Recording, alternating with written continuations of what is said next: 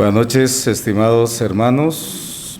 Bienvenidos a la tercera jornada de estudio bíblico y última entrega de este día que el Señor nos ha permitido estar en este lugar, en San Juan Comalapa. Quiero agradecer la atención que los servidores y las servidoras de esta asamblea han tenido para todo el pueblo del Señor, por lo cual estamos muy agradecidos. Esta noche, con la ayuda del Señor, quiero llevarlos a un pensamiento bíblico, por supuesto, en relación a lo que ustedes han ido viendo aquí a mi espalda acerca de conociendo el tiempo. Quiero llevarles en primer lugar al Evangelio que escribe Mateo en el capítulo 16. Vamos a tener esta lectura introductoria de Mateo capítulo 16 y vamos a ver, por supuesto, la palabra del Señor aquí a partir del versículo 1 hasta el versículo 3. Iniciamos con la ayuda del Señor con la lectura. Vinieron los fariseos y los saduceos para tentarle y le pidieron que les mostrase señal del cielo. Mas él respondiendo les dijo: cuando anochece decís buen tiempo, porque el cielo tiene arreboles. Y por la mañana hoy habrá tempestad, porque tiene arreboles el cielo nublado. Hipócritas, que sabéis distinguir el aspecto del cielo, mas las señales de los tiempos no podéis. Quiero leerles en otra traducción, el versículo 2 del capítulo 16 del Evangelio de Mateo, solo el versículo 2. Al atardecer ustedes dicen que hará buen tiempo, porque el cielo está rojizo, y por la mañana que habrá tempestad, porque el cielo está rojo y nublado. Ustedes saben discernir el aspecto del cielo, pero no las señales de los tiempos. Bendita la palabra del Señor. Para que esto sea un estudio, es necesario que también en el movimiento que tenga esta exposición, es necesario que yo les haga algunas preguntas porque es un estudio. Y que algunas de ustedes se las puedan contestar personalmente allí y otras quizás requiramos de alguna respuesta, basados por supuesto en la palabra del Señor. A veces se me olvida ver para arriba, pero es la costumbre. Entonces ahora sí sé que hay hermanos acá y que están también con nosotros. Bueno, estimados hermanos, la verdad es que estas palabras fueron pronunciadas por el Señor Jesucristo, pero lo que originó o lo que dio lugar a que estas palabras fueran pronunciadas por Él fue porque, pienso hermanos, que fariseos, saduceos y toda esa élite religiosa de los judíos, podríamos decir en este tiempo eran como acosadores del Señor. Estos aparecían en cualquier lado y la verdad que nunca tuvieron una intención sana para el Señor Jesucristo. De hecho, cuando leímos el Evangelio de Mateo 16, la misma palabra dice que fariseos y saduceos se acercaron para tentarle. Ahí está. Imagínense que fariseos y saduceos, imagínense usted que no eran amigos. Cada uno tenía una ideología religiosa que era muy distinta entre sí. Así que ellos practicaban aquel dicho que el enemigo de mi enemigo es mi amigo. Eso lo decían ellos. Y no dudaron de formar una dupla explosiva para llegar ante el Señor y tentarle de esta manera. ¿Qué es lo que ellos pedían? Ellos estaban pidiendo señal. Pero debemos entender que no es que el Señor no haya hecho una sola señal. Lo que sucede es que el hombre se vuelve una máquina insaciable cuando depende emocionalmente o cuando busca milagros. Busca milagros en todo lado. No se sustenta en la fe verdadera y salvadora, sino que vive emocionalmente de lo que sus mismos sentidos le están pidiendo y que buscan ser saciados. Ahora quiero, con la ayuda del Señor, llevarles al siguiente pensamiento, siempre dentro del mismo tema. Hermanos, si vamos estudiando la palabra de Dios desde el Génesis, paso a paso nosotros nos damos cuenta que en el recorrido ocurren muchas dispensaciones y también debemos entender, hermanos, que en cada dispensación hay muchas generaciones. Las dispensaciones abarcan un tiempo determinado de la economía de Dios para poder tratar con el ser humano, pero las generaciones se van sucediendo una tras otra. Por ejemplo, esta noche, y puedo decir con toda seguridad que nosotros, los creyentes en el tiempo actual, no solo estoy hablando de Guatemala, sino estoy hablando a nivel mundial. Los creyentes del tiempo actual somos la generación actual de creyentes que esperan la venida de su Señor, ¿es cierto? Pero hermanos, la historia humana nos muestra que ha habido muchas generaciones de creyentes, muchas generaciones de hombres a lo largo de toda la historia. Así que yo puedo mencionarles esta noche, por ejemplo, esa generación que vivió antes del diluvio y que se le conoce como, ¿cómo se le llama a esa generación, hermanos? ¿Cómo? Muy bien, antediluvianos, porque ya les dije que anti es contra.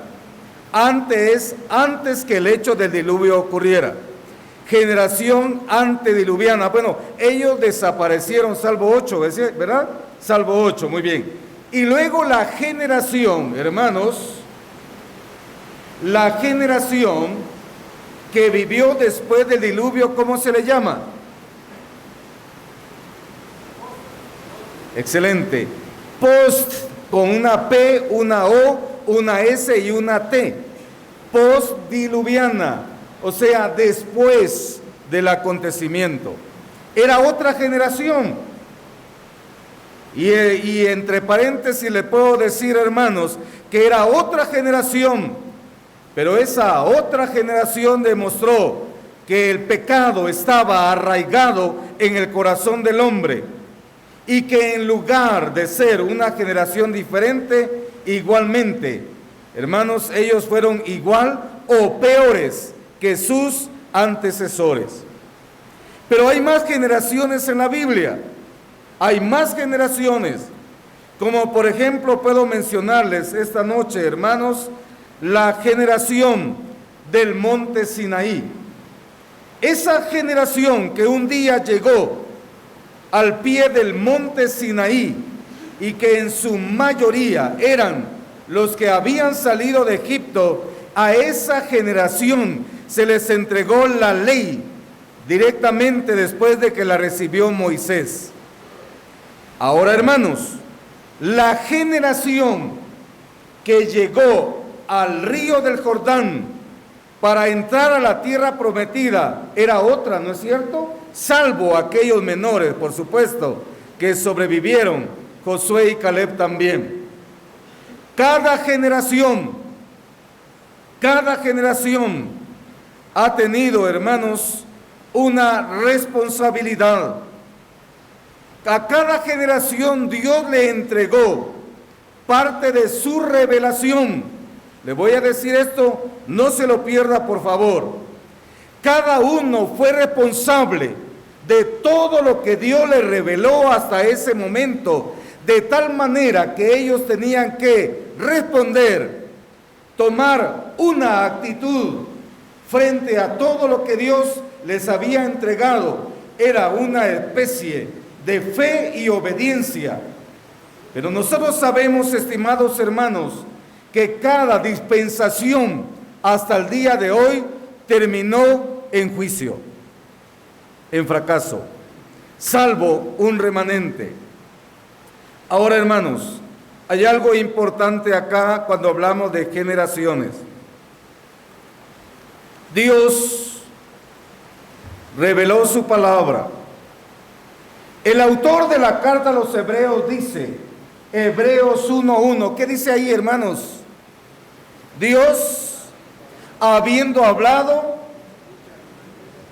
muchas veces y de muchas maneras a nuestros padres en otro tiempo, ¿por medio de qué?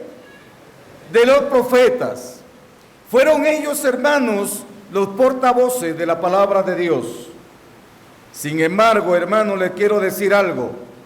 La generación a la cual el Señor Jesucristo les estaba hablando, esa generación, hermanos, tuvo el privilegio de que el mismo Dios les hablara personalmente.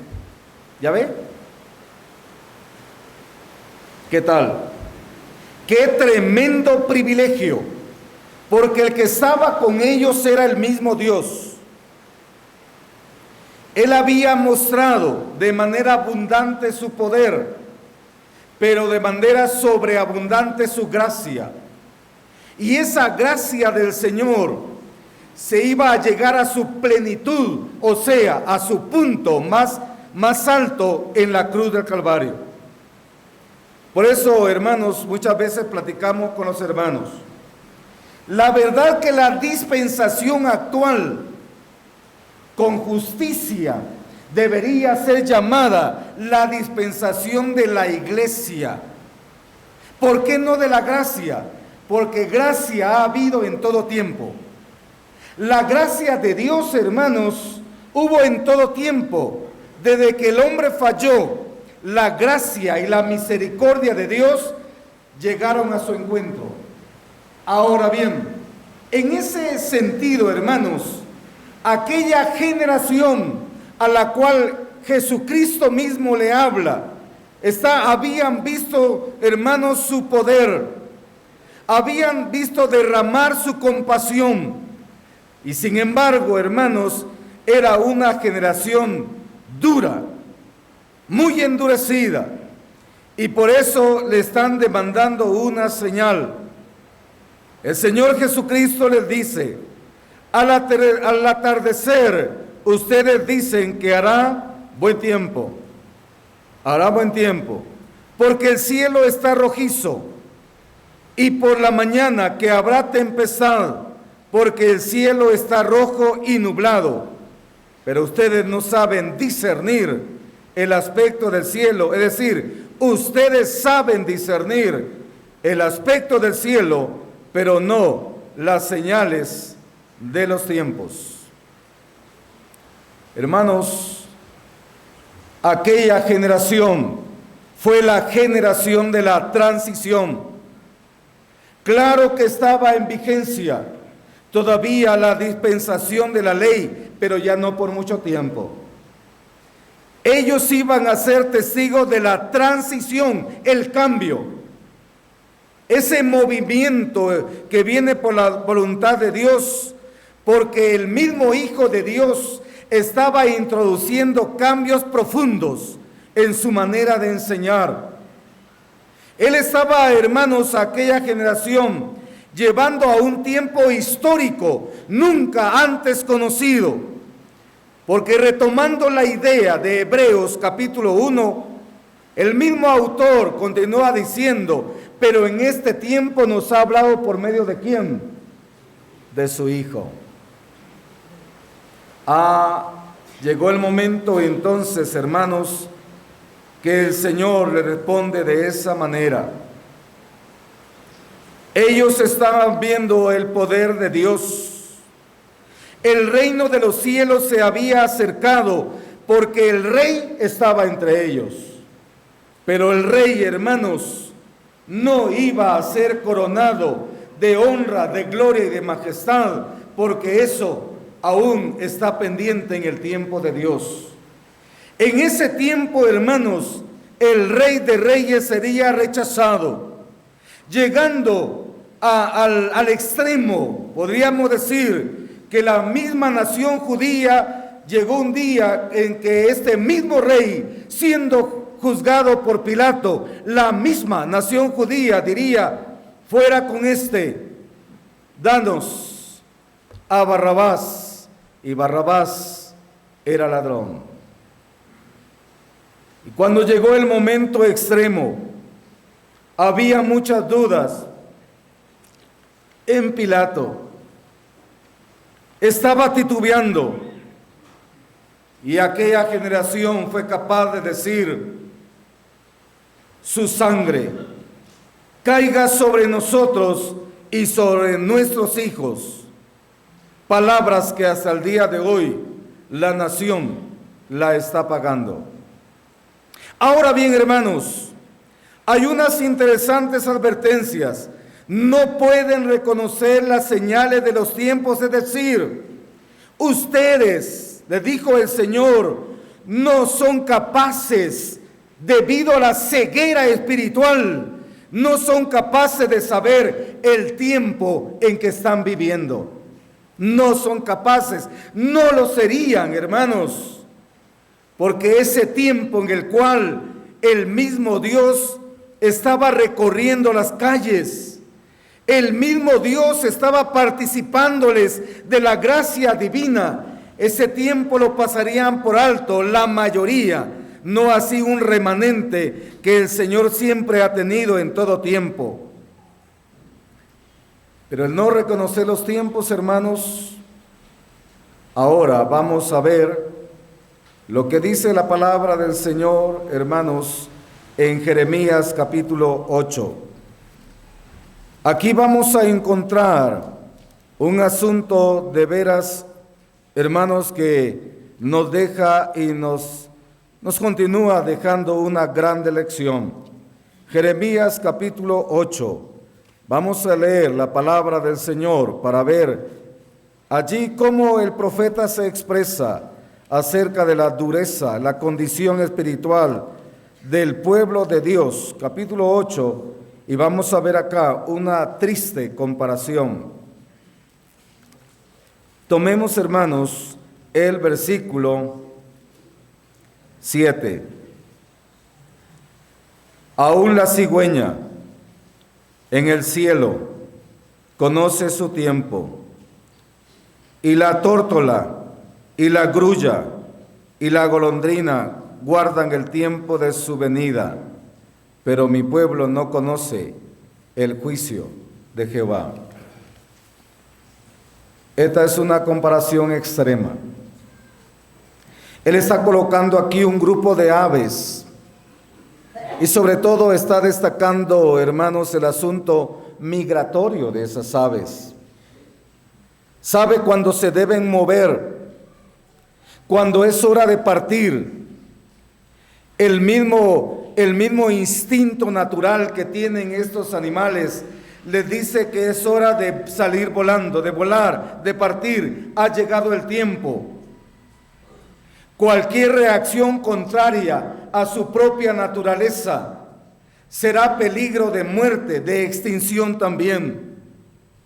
Y es necesario partir porque el tiempo ha llegado. Y por eso el profeta Jeremías llega a colocar un ejemplo, podríamos decir, extremo.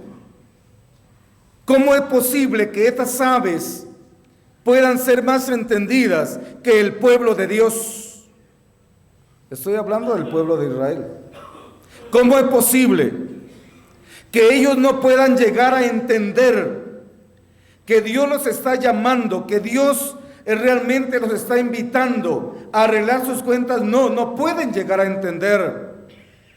Pero si Dios como seres humanos nos dio pensamiento, razonamiento, entendimiento, y se cree que podríamos estar o somos una escala superior en relación a los animales, entonces, ¿cómo no entender? Hermanos, el profeta se lamentaba.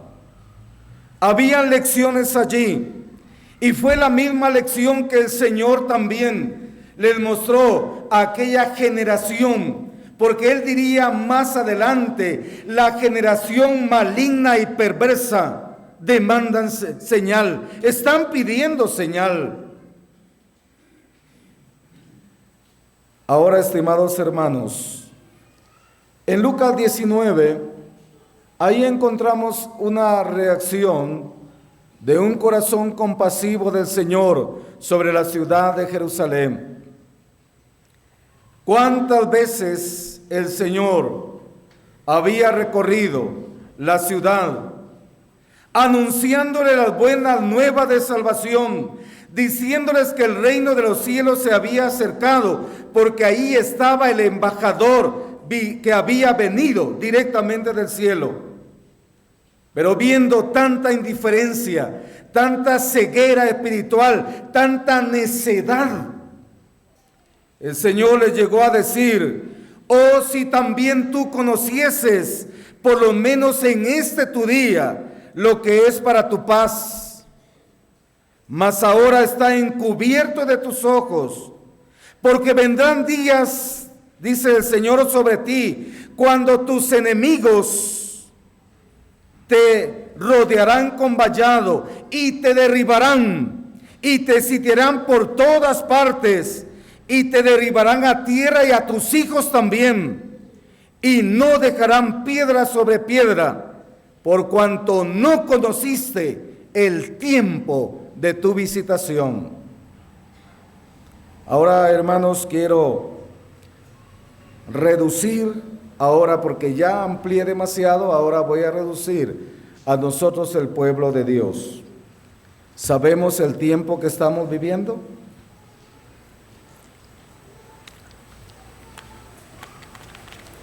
¿Es nuestra actitud una actitud que podríamos llamarle, hermanos, una actitud lógica en relación al tiempo que estamos viviendo?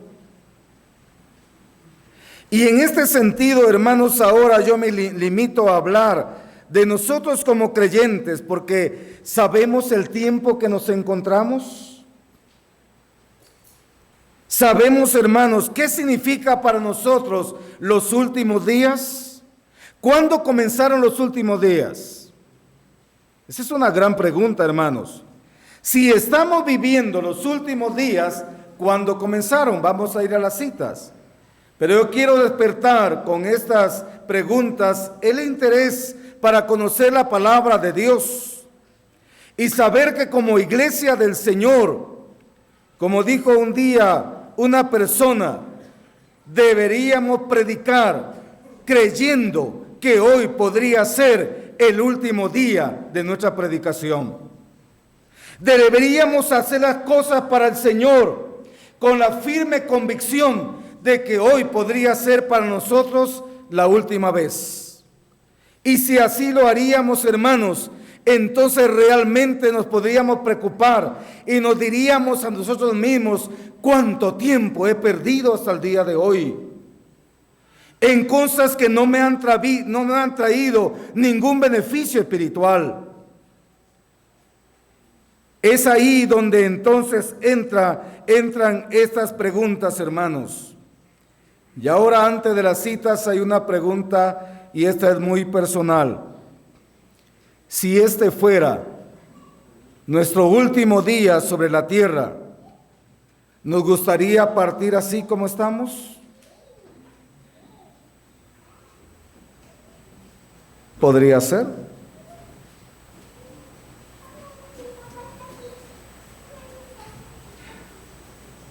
¿Nos gustaría partir así? ¿Estamos preparados, hermanos, para esto realmente? Porque en ese punto de conociendo el tiempo, hermanos, yo creo que es muy importante que nos demos cuenta que el Señor nos exhorta constantemente a que abandonemos todo aquello que es propio de la noche, a que también, hermanos, arrojemos todas las obras de la carne, arrojemos las obras de la carne y nos vistamos de las armas de la luz. Que es el momento, hermanos, que ya pasó el tiempo desperdiciado y que es el tiempo de ejercitarnos en el amor, en las buenas obras, en todo aquello, hermanos, que tendrá un provecho celestial.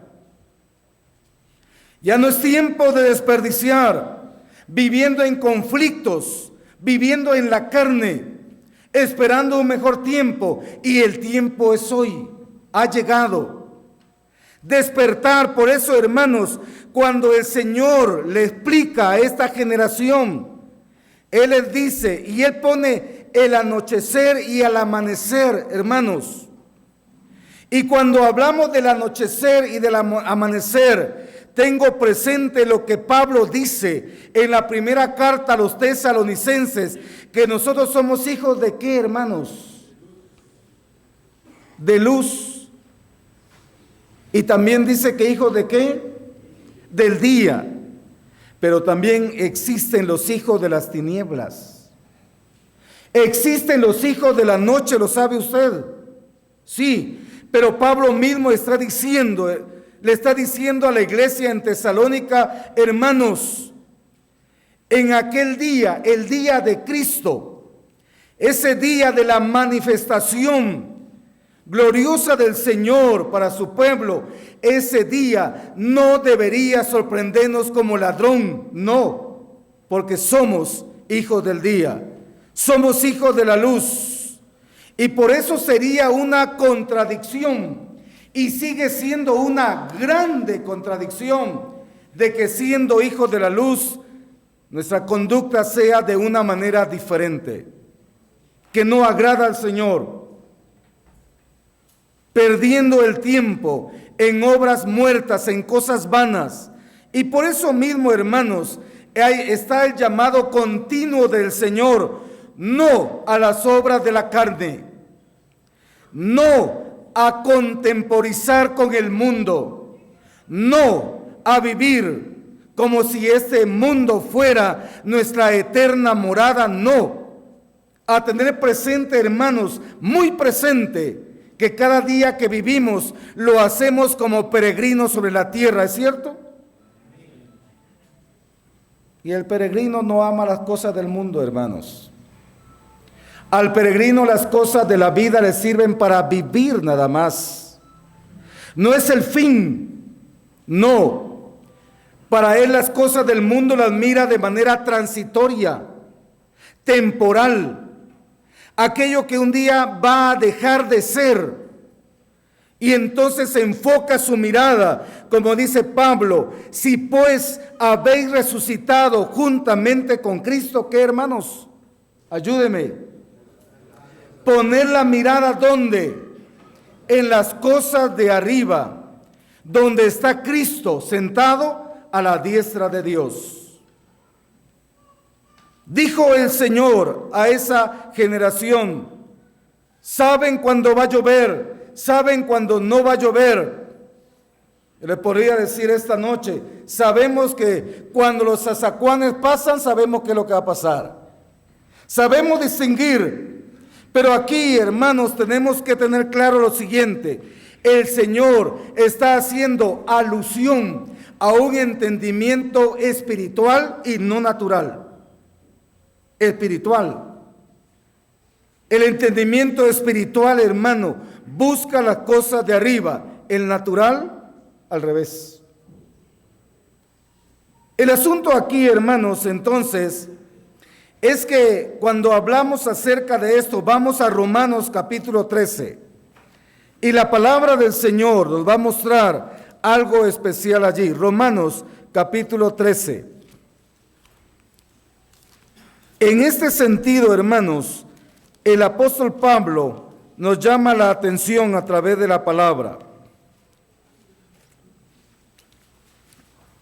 Capítulo 13 y versículo 11. Dice la palabra del Señor: y esto, conociendo el tiempo, que es ya hora de levantarnos del sueño, porque ahora está más cerca de nosotros nuestra salvación que cuando creímos. La noche está avanzada. ¿Cuánto, hermanos?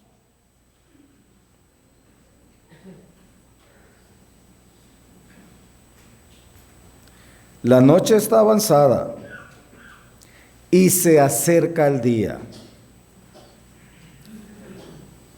Se acerca el día. El amanecer siempre se relaciona, hermanos, un acontecimiento que estamos esperando. El amanecer se refiere también a ese día de Jesucristo. Es el mismo pensamiento.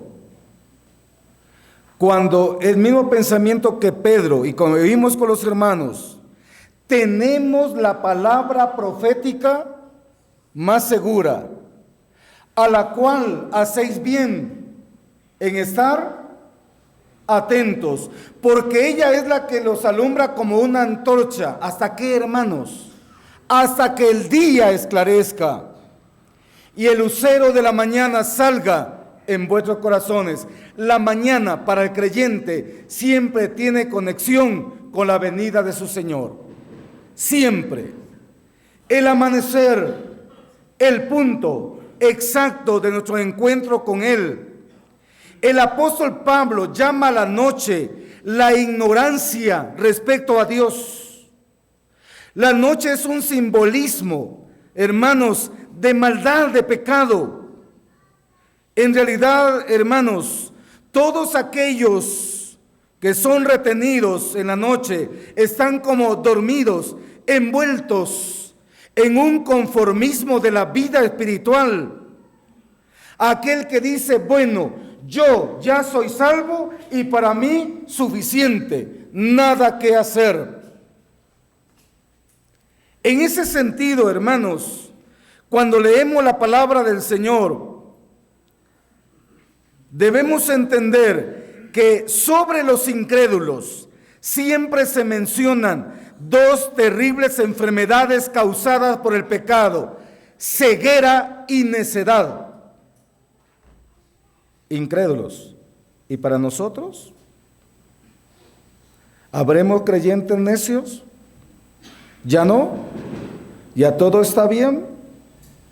¿Somos entendidos? Pablo dice a los efesios, por tanto, no seáis necios, sino entendidos de cuál sea la voluntad del Señor. Y hemos oído abundantemente en las jornadas anteriores que la vida nuestra debe partir, hermanos, por un conocimiento sano, responsable de la palabra de Dios. Porque si hoy mismo yo les digo a ustedes que estoy cumpliendo la voluntad de Dios, es justo que ustedes me pregunten, ¿y cómo sabe cuál es la voluntad de Dios? Porque si yo no la sé, entonces es lo que yo creo que es la voluntad de Dios. Y esto, hermanos, en realidad es un mal punto de partida que no nos lleva a una vida de edificación espiritual. En ese punto, hermanos, cuando hablamos la palabra sueño, el apóstol se refiere a esta necedad. Como decía un refrán antiguo, es como la imagen de la misma muerte. Es como estar imposibilitados, no tener reacción. Es como haber perdido el blanco, estar a la deriva, estar a punto de naufragar. Hermanos, en cambio el día es se le llama la revelación de la verdad divina, por medio de cual Cristo, el sol de justicia, hermanos, nos ha mostrado su claridad hasta que Él aparezca a la altura de las nubes. En ese punto, hermanos, ahora, últimos tiempos, ¿cuándo comenzaron los últimos tiempos, hermanos? Desde el nacimiento del Mesías. Amén.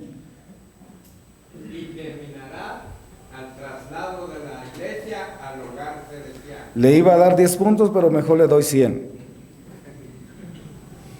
Ya no necesito más respuestas en este momento, al ratito sí. Excelente respuesta, hermanos. Y por eso leamos la palabra del Señor, hermanos. Gracias, hermano Alberto.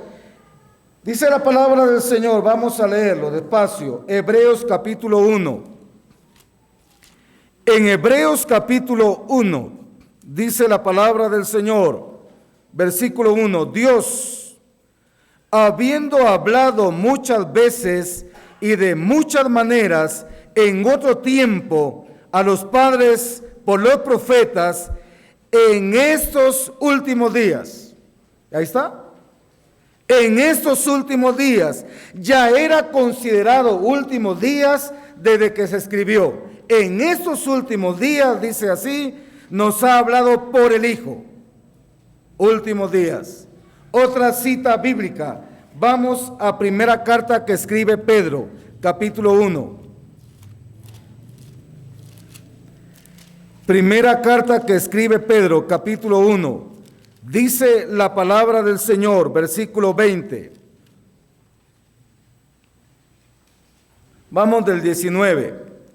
Sino con la sangre preciosa de Cristo, como de un cordero sin mancha y sin contaminación, ya destinado desde antes de la fundación del mundo, pero manifestado en los postreros tiempos por amor de vosotros. ¿Ya se fijó? Los últimos días no comenzaron ahora, hermanos.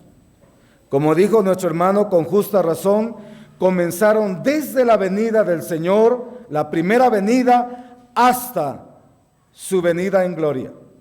Los últimos días. Y cuando hablamos de los últimos días es que esta palabra, hermanos, no se ha pronunciado desde la perspectiva humana, sino de la perspectiva de Dios, porque Él dice que para Él un día es como 1000 años, y 1000 años como un día.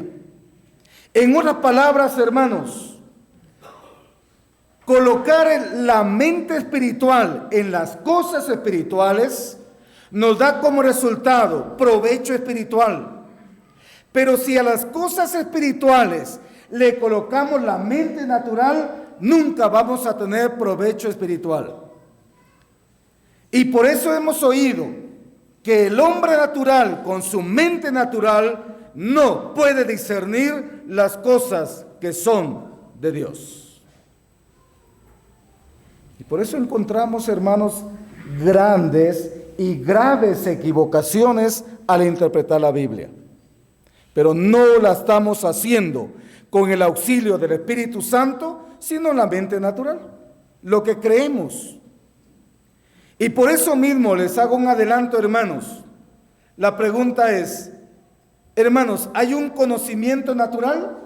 Sí. ¿Y hay un conocimiento espiritual? También. Pero son dos carriles diferentes. No es lo mismo, hermanos. No es lo mismo que yo aborde las cosas de Dios desde mi pensamiento natural. Bueno, yo así lo entiendo, ahí se va. No. No, hermanos. El punto aquí es que los últimos días, claro que estamos viviendo también, pero no comenzaron ahora. Y posiblemente, eso sí, posiblemente seamos la generación, posiblemente seamos la generación que se encontrará con el Señor estando aún vivos en el arrebatamiento. Posiblemente. ¿Creemos esto? Porque el Señor pudo haber venido ayer, hermanos.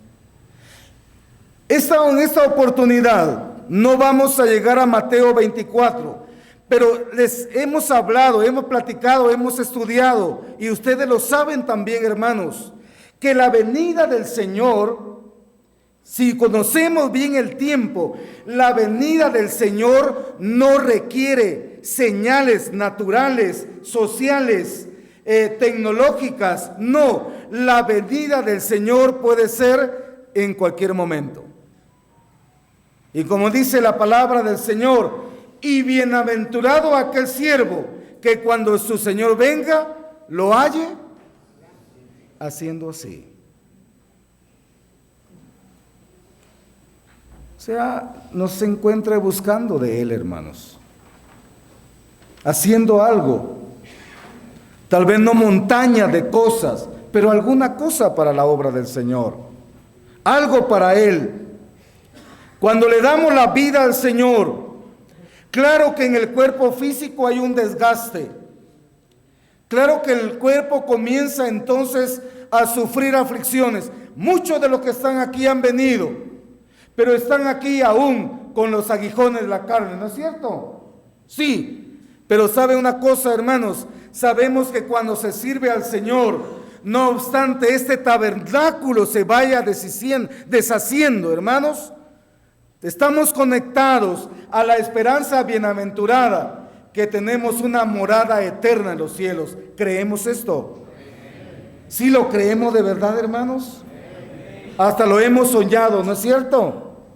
Sí, claro que nuestros sueños son limitados, ¿verdad? No, esto va a ser superior a cualquier pensamiento. Ahora, hermanos, los últimos días, otro texto, segunda carta a Timoteo 3:1.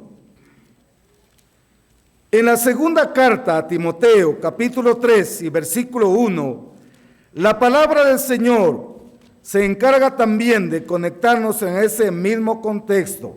Dice acá, dice la palabra del Señor.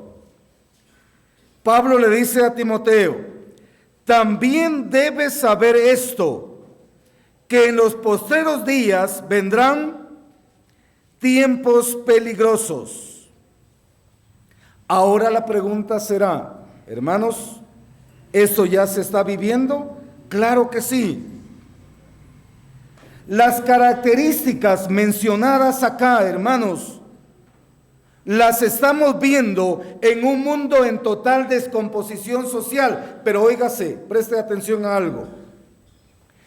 Muchas veces, hermanos, cuando leemos estas características pensamos en el mundo. Fíjese que no. Le quiero comentar que no. Estas características se van a ver aún en el seno de la misma iglesia.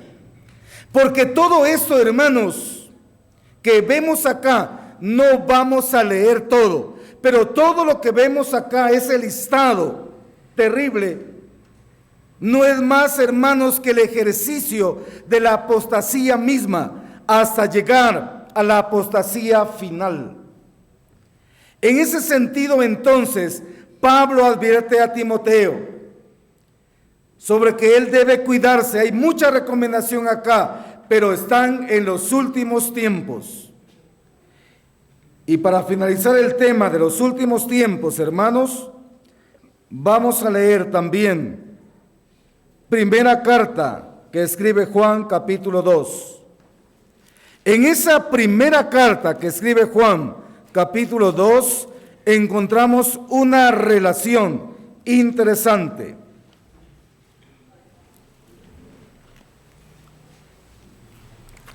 Dice, versículo 18, hijitos, ya es el último tiempo. Fíjese, ya es el último tiempo. Y según vosotros oísteis que el anticristo viene, así ahora han surgido muchos anticristos. Por eso conocemos que es el último tiempo. Los valores anticristianos son aquellos que aparentan piedad, pero que en el fondo se están conformando al mundo. Se levantan en oposición a todo aquello que es de Dios. Causa tropiezo, son cizaña, y por eso mismo Juan le advierte a los hermanos: salieron de nosotros, pero no eran de nosotros. Es decir, salieron para que se manifestara lo que realmente son. Están en el seno de la iglesia, pero su naturaleza no ha cambiado. No, la naturaleza sigue siendo la misma, pero si la conectamos al estado de la segunda carta a Timoteo, viven con apariencia de piedad, pero esto no es salvación. No, esto no es salvación. Y con el paso del tiempo, hermanos, se constituyen en un germen de tropiezo y estorbo para la vida saludable de la iglesia. Están allí, pero están causando tropiezo. Y es ahí donde la verdadera fe, la convicción y la madurez suya y mía va a hacer la diferencia. El último tiempo, el momento del desafío de la fe, de probar el crecimiento espiritual, si la fe suya y la mía está arraigada en Cristo, esa fe, hermanos, es la verdadera fe que salva. Es la verdadera fe que permanece, que viene tormenta, que soplan vientos, que se inundan ríos, pero esa fe permanece en Cristo, ¿es cierto? Esa es la verdadera fe. La verdadera fe que se conecta a Cristo. Y Juan está haciendo la advertencia para que los hermanos no se escandalicen. ¿Qué es lo que está pasando aquí? No. Suficiente advertencia ha habido de que en el último tiempo, y eso sí, hermanos, lo cierto es que esto irá de mal en peor. Usted no espere que las cosas mejoren. Si usted está esperando que el día de mañana todo sea mejor en este mundo, ignora la palabra de Dios. No va a ser mejor. Todo va a ir de mal en peor. Pero eso sí, en el momento preciso, en el tiempo de Dios, Cristo vendrá por su iglesia. Ahora, hermanos, en el punto relacionado de conociendo el tiempo, también debemos mencionar, creo que debo mencionar a un grupo de hermanos. Yo se los menciono, ustedes me dicen de quién voy a hablar, por favor, este es el estudio. A un grupo de hermanos que cuando Pablo escribió la carta estaban confundidos, turbados, y ellos mismos se sentían que Cristo ya había venido y ellos se habían quedado. ¿La respuesta? Tesalónica, otros 100 puntos ahí. Sí, hermanos, estaban confundidos, porque ellos decían, bueno, si estamos sufriendo esto, significa que estamos viviendo en la tribulación. Ya estamos en la tribulación, decían ellos, no estoy diciendo yo.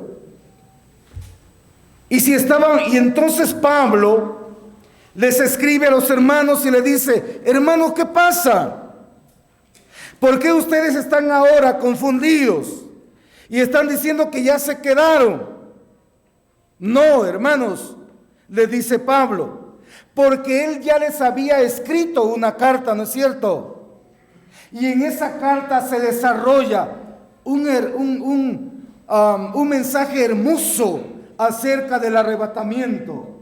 Y en esa carta Pablo le decía a los hermanos, hermanos, no quiero que ustedes ignoren acerca de los que duermen, para que no se pongan tristes como los otros que no tienen esa esperanza. ¿El mundo tiene esperanza? No se adelante, porque si pierde va a invitar a la cena. ¿El mundo tiene esperanza? Claro que tiene esperanza. pero no en Cristo, hermanos. Job dice, la esperanza del impío perecerá, o sea, sí tiene, pero en cosas vanas, arraigados en lo que puedan tener, poseer, como el estilo de aquel hombre rico que lo tenía todo. Esperanza en su capacidad, en su talento, en su fortuna, pero la esperanza suya, mi hermano, la esperanza suya, la suya y la mía, tiene un solo nombre, Cristo. ¿Es cierto? ¿O usted tiene esperanza en alguien más? Cristo, hermanos, esa es la única esperanza. Y aquel que en esta noche no está anclado a Cristo, esta es su oportunidad. Cristo es la única esperanza. Él es mi seguridad eterna. Si el día de mañana me toca partir, estoy seguro con Él y nada más con Él. Ese es el punto que Pablo trata. Leamos segunda carta a los tesalonicenses. Y en este sentido, hermanos, Pablo le va a hablar a los hermanos y los va a exhortar a que sean entendidos del tiempo que están viviendo, que ellos no se han quedado. Segunda a los tesalonicenses, capítulo 2. Ahora leemos, hermanos, versículos 1 al 3. Dice la palabra del Señor: pero con respecto a la venida de nuestro Señor Jesucristo y nuestra reunión con Él, os rogamos, hermanos, que no os dejéis mover fácilmente de vuestro modo de... ¿Dónde comienza todo, hermanos? Antes que comience yo a mover las piernas, ¿dónde comienza todo, hermano? En el pensamiento. ¿Qué está pensando ahorita? No me lo diga. Ahí comienza todo, hermanos. Por eso mismo, primero Dios, el día de mañana vamos a ver cómo Pedro quiere despertar a los hermanos su limpio entendimiento, porque aquí, hermanos, está la batalla más grande suya y la mía. La batalla por la posesión de la mente del maligno o también del Espíritu Santo. Todo eso va a depender de a quién le estemos dando lugar. No os dejéis mover fácilmente de vuestro modo de pensar, ni os conturbéis, ni por espíritu, ni por palabra, ni por carta, como si fuera nuestra, en el sentido que el día del Señor está cerca. Pero el día del Señor que está hablando ahí, está hablando de la venida gloriosa del Señor. Y ellos pensaban que ya el Señor venía en gloria y ellos se habían quedado del arrebatamiento. No se dejen mover. Nadie los engañe de ninguna manera. Otra pregunta, hermanos. ¿Habremos creyentes que podemos ser engañados? Sí. Hasta ahorita encontré una respuesta así sincera, ¿no? Sí. ¿Cuál sería la razón? Ignorancia. ¿Y la ignorancia por qué se produciría, hermanos? Por no leer las Escrituras, por ser coleccionista de Biblias, pero sin leerla. Estar en las reuniones, pero no prestar atención. No. Y en ese sentido, hermanos, esto está conectado a Mateo 24, aunque en Mateo 24, hermanos, el contexto es en los días de la tribulación y gran tribulación. Y ahí mismo el Señor le advierte a los judíos, a sus discípulos, que vendrán muchos diciendo: yo soy el Cristo. Y a muchos que engañarán. Que es triste, hermanos, de verdad, triste que apenas aparezca alguien hablando alguna tontería disfrazada de un asunto bíblico y vamos corriendo detrás.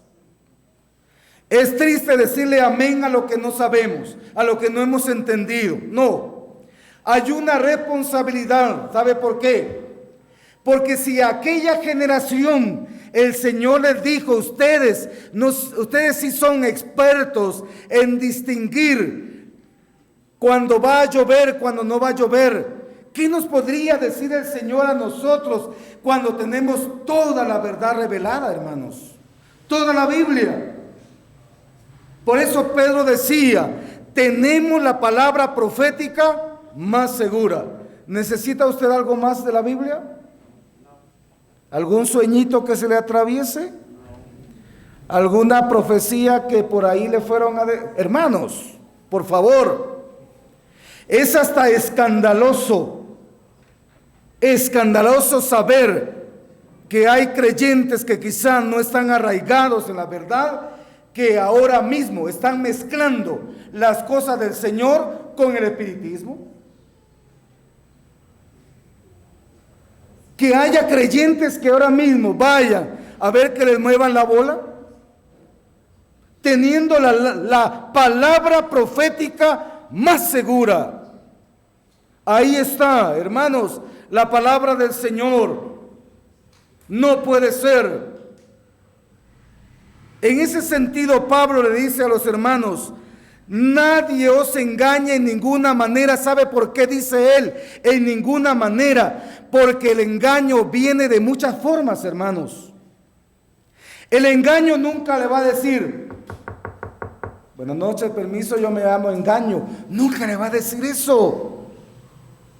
Él se va a presentar como la verdad, sino ¿cómo lo engañaría? Pues por eso Pablo le dice a los Corintios, segunda carta, capítulo 11, me temo que como la serpiente con su astucia engañó a Eva, ya vuestros sentidos sean extraviados de la sincera fidelidad a Cristo. Y es el mismo Pablo que le dice a los Efesios, capítulo 4, cuando habla acerca de aquellos hombres que están en la iglesia, que el propósito es que no seamos niños fluctuantes. Y le voy a decir algo en el nombre del Señor. Yo quiero pedirle con la ayuda del Señor a los hermanos de muchos años que no hay necesidad de venir a repetir aquí cuántos años llevan en Cristo, y más sobre todo cuando la vida no ha sido de buen ejemplo. Porque podríamos ser niños en Cristo, llenos de caprichitos. Eso hay que tener mucho cuidado, hermanos. Todos podríamos ser o estar en esa condición. Y en ese sentido, entonces, hermanos, cuando hablamos acerca de lo que Pablo les está diciendo a los hermanos, ellos están confundiendo los tiempos. Sí, están confundiendo los tiempos, lo están revolviendo. Eso provoca inestabilidad a la vida. Sí, no es estable, se mueve de un lado para otro, fluctúa, como que si fuera un péndulo, algo así, que se mueve de allá para acá, se va y se viene. No, porque la Biblia nos exhorta constantemente a estar pues firmes. Y la firmeza no es tanto lo que yo hable, es el testimonio que muestra a los demás. Esos hermanos que son firmes en su manera de pensar y en su manera de actuar, son hermanos confiables en la asamblea. ¿Es cierto? Se le puede pedir un consejo, pero el que va y viene y en el aire se detiene, no. Ese no. ¿Sabe por qué, hermanos? Porque su misma vida se nota que no hay estabilidad. Y en ese punto Pablo le dije, no, esos días, esto todavía no va a suceder. Esto hasta que venga la apostasía y se manifieste el hombre de pecado, el hijo de perdición. Es decir, ustedes, hermanos, todavía no están viviendo en esos días. Y es más, amada iglesia del Señor, nosotros no esperamos tribulación, nosotros esperamos a Cristo. a la altura de las nubes. Y si alguien, hermanos, esta noche dice que está esperando tribulación, pues con mucho gusto podemos platicar, hermanos, con mucho gusto. De eso se trata. La verdad bíblica revelada, conociendo el tiempo. Pablo dice también, hermanos, conociendo el tiempo, la noche está avanzada y se acerca el día. ¿Qué día se acerca, hermanos? El día del Señor Jesucristo. Está por venir, está a las puertas. Ya, hermanos, Cristo pronto viene. El tema, hermanos, no es tanto el hecho mismo de que no creamos que Cristo viene, porque sí lo creemos. Creo que el tema es la respuesta que mi vida tiene en relación a ese evento. Viviendo como si Cristo viene, trabajando como si Cristo viene, sin envidias, con amor al Señor, en fidelidad al Señor, pidiéndole perdón a Él. Señor, yo te he querido servir mejor, pero mira, no he podido. Mira mi debilidad, pero ayúdame, Señor, para que yo pueda despojarme de las obras de la carne y pueda vestirme de las armas de la luz. Para que el día en que tú vengas, Señor, yo te esté esperando haciendo así. Ancianos y predicadores, hermanas también que nos acompañan, vivamos la vida de fe y obediencia como si fuera el último día, como si el mañana el Señor viniera o esta misma noche. El Señor le dijo a sus discípulos, claro, en otro contexto, pero le dijo: mirad, velad y orad, porque no sabéis el día, no sabéis, podría ser al anochecer, o esto podría ocurrir a la medianoche, o quizás al canto del gallo, o de repente al amanecer, pero lo que todo digo, a vosotros también digo, velad. Por eso hemos cantado estos himnos, hermanos, de la venida del Señor. Este mensaje no comenzó cuando yo me subí acá, no, comenzó con la primera entonación. Allí el Señor, cristianos todos a prepararse. Día glorioso será para todos. Muchas cosas, hermanos, que el Señor nos ayude a hacer así y ser hallados también, buscando ser fieles el día que Él venga, conociendo el tiempo, porque los días son malos. El Señor nos siga bendiciendo.